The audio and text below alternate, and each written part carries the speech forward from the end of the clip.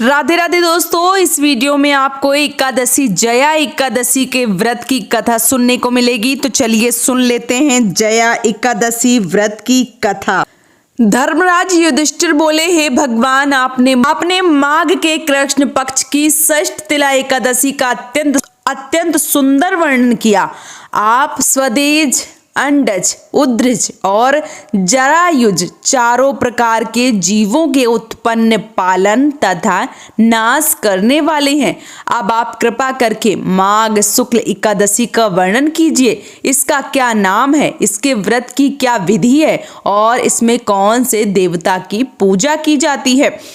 भगवान श्री कृष्ण कहने लगे, हे राजन, इस एकादशी का नाम जया एकादशी है। इसका व्रत करने से मनुष्य ब्रह्म हत्याओं जैसे पापों से छूट कर मोक्ष को प्राप्त होता है तथा इसके प्रभाव से भूत, पिशाच आदि योनियों से मुक्त हो जाता है। इस व्रत को विधि पूर्वक करना चाहिए। अब मैं तुमसे पद्म पुराण में वर्णित इसकी महिमा की एक कथा सुनाता हूँ। देवराज इंद्र स्वर्ग में राज करते थे और अन्य सब देवगण सुख पूर्वक स्वर्ग में रहते थे।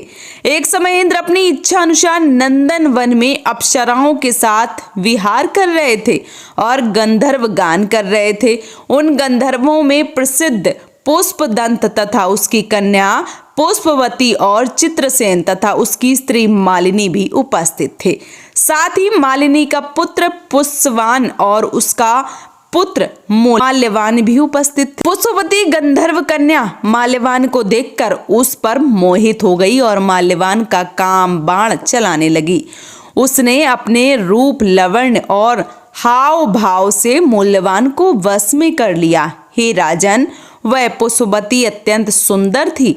अब वे इंद्र को प्रसन्न करने के लिए गान करने लगे, परंतु परस्पर मोहित हो जाने के कारण उसका चित्त भ्रमित हो गया था।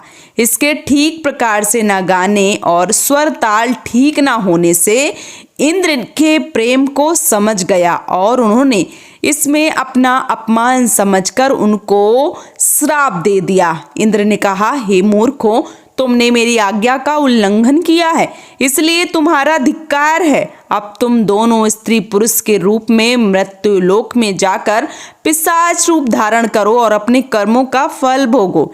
इंद्र का ऐसा श्राप सुनकर वे अत्यंत दुखी हुए और हिमालय पर्वत पर दुख पूर्वक अपना जीवन व्यतीत करने लगे। उन्हें गंध, रस तथा स्पर्श आदि का कुछ भी ज्ञान नहीं था। वहां उनको महान दुख मिल रहे थे।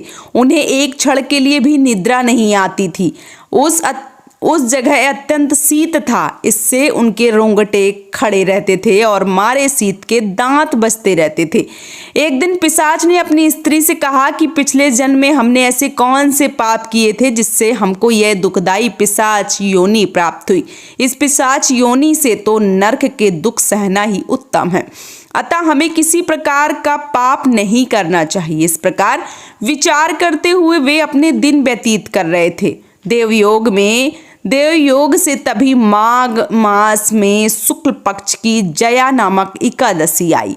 उस दिन उन्होंने कुछ भी भोजन नहीं किया और ना कोई पाप कर्म किया, केवल फल फूल खाकर ही दिन व्यतीत किया और सायंकाल के समय महान दुख से पीपल के वृक्ष के नीचे बैठ गए। उस समय सूर्य भगवान अस्त हो रहे थे। उस रात को अत्यंत ठंड थी, इस कारण वे दोनों शीत के मारे अति दुखित होकर मृतक के समान आपस में चिपटे हुए पड़े थे। उस रात्रि को भी उनको निद्रा नहीं आई।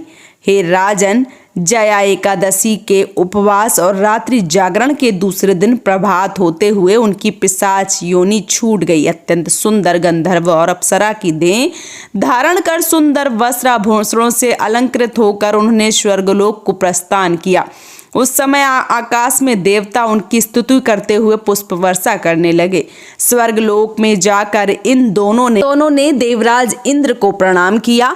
इंद्र इनको पहले रूप में देखकर अत्यंत आश्चर्यचकित हुआ और पूछने लगा कि तुमने अपनी पिशाच योनि से किस तरह छुटकारा पाया है, सो बतलाओ। माल्यवान बोले कि हे देवेंद्र, भगवान विष्णु की कृपा और जया एकादशी के व्रत के प्रभाव से ही हमारी पिशाच देह छूटी है। तब इंद्र बोले कि हे माल्यवान, भगवान की कृपा और एकादशी का व्रत करने से न केवल तुम्हारी पिशाच योनि छूट गई, वरन हम लोगों के भी वंदनीय हो गए, क्योंकि भगवान श्री हरि विष्णु और शिव के भक्त हम लोगों के वंदनीय हैं। अतः आप धन्य हैं। अब आप पुष्पवती के साथ जाकर विहार करो। श्री कृष्ण कहने लगे, जया एकादशी के व्रत से बुरी योनि छूट जाती है। जिस मनुष्य ने इस एकादशी का व्रत किया है उसने मानो सब यज्ञ, जप, तप, दान आदि कर लिए हैं। जो मनुष्य जया एकादशी का व्रत करते हैं वे अवश्य ही 1000 वर्ष तक स्वर्ग में वास करते हैं। इसलिए प्रत्येक प्राणी को जया एकादशी का व्रत जरूर करना चाहिए। तो ये था एकादशी व्रत की कथा। अगर आप सबको वीडियो पसंद आया है तो मेरे चैनल को सब्सक्राइब और वीडियो को लाइक जरूर कीजिए। राधे राधे दोस्तों।